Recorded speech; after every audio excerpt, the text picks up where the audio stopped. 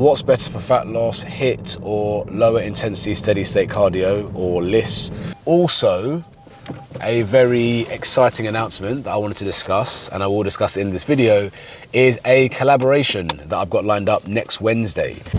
What's going on YouTube, it's Jason, and welcome to day number 74 and day number 21 of my Razor Sharp series.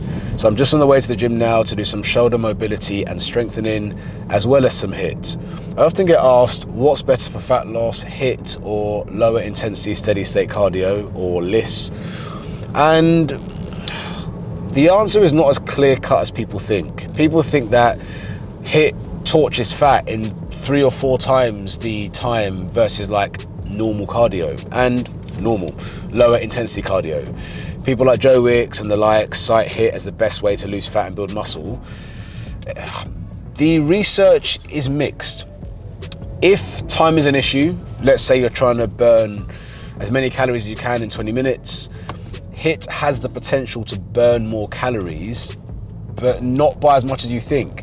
And it really depends on how intense are we talking? How low intensity are we talking? All of these things matters. Context is very, very important here. Also, something to bear in mind is that HIIT is harder to recover from.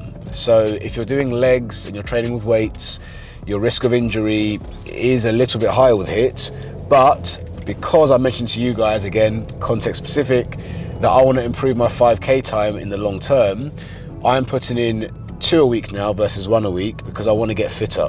So I want my heart muscle to get stronger. I want to get better at working under pressure. And so HIIT for me is the best solution. But like with everything in the workout and nutrition space, I'm not an either or guy. So I'm still doing my walks as low intensity cardio pretty much every day. I'm just doing 2 HIITs a week. So if I had to pick one, I'm going to say it depends on your time commitments and your goals.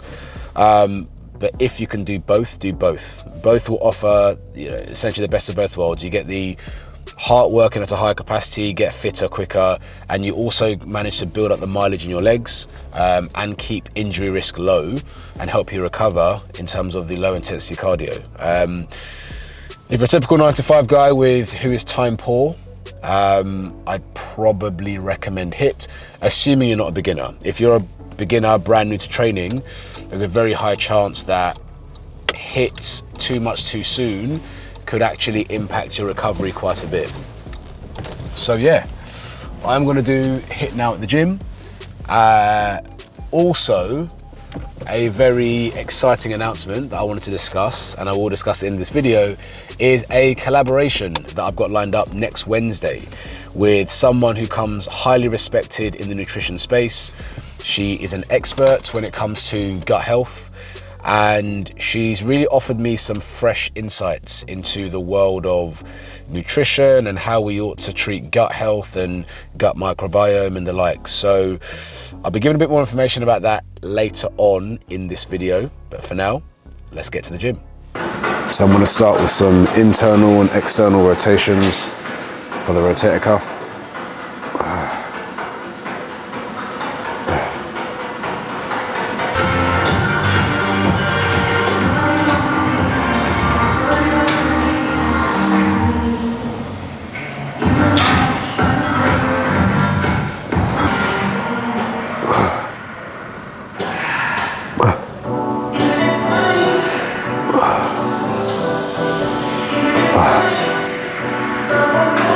Red up pull.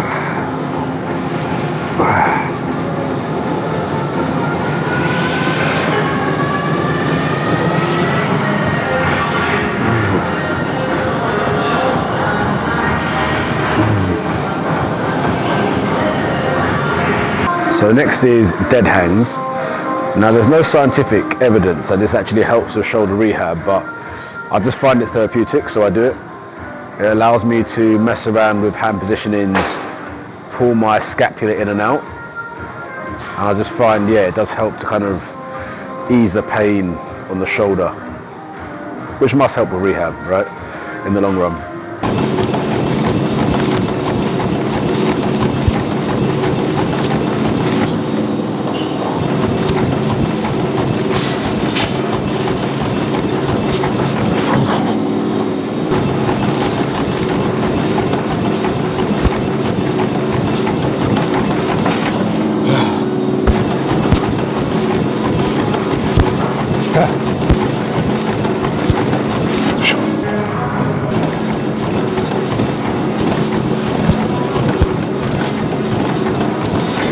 So in terms of food, first meal was natural yogurt, granola and maple syrup.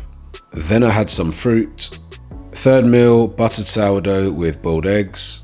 So my pre-workout was jollof, chicken breast, spinach, kale and shiitake.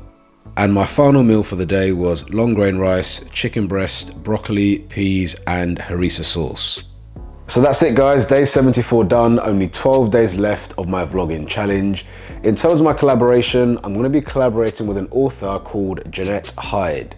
She wrote The Gut Makeover. It's a great book. She's well renowned in the nutrition space. It talks about the gut as the second brain, because we now know, because of scientific research, that gut health is closely linked to mental health. So really, really good book. I'd strongly recommend. The collaboration is going to be on Instagram Live next Wednesday at 6 p.m. That's next Wednesday at 6 p.m. I'll be reminding you guys nearer the time. Also on Friday, I have an interview with Mr. X and Yinka from the Steroid Interview. We're going to be discussing steroids, but a very, very different angle. So really looking forward to that. Stay tuned for that. I'm going to release that hopefully on the weekend. Calories and macros on screen now. Hope you enjoyed this video. Don't forget to like it if you did. Subscribe to my channel to follow me on this journey, and I'll see you again tomorrow.